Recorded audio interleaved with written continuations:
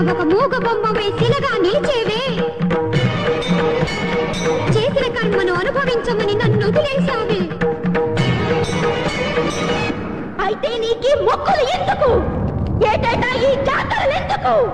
ఇక నీకీ గుడి ఎందుకు? ఆ గోపురం ఎందుకు? ఆగక ముంగేనా ఆక్రోశం అగ్నిగా మారక ముందే, ఆ రావాణల జ్వాలల్లో నేనాహుతి కాకముందే. దుర్గవై చండివై దురిత వినాశంకరివై అంబవై అభయవై అగ్రహోతగ్రవై చూపులెపిడి బాకులుగా పాపాత్ముని చుంటె చీల్చి చెల్లునిక్కిన రక్తంలో తల్లి నువ్వు జలకమాడి సత్యమేవ జయదేయని లోకానికి చాటింపగరా.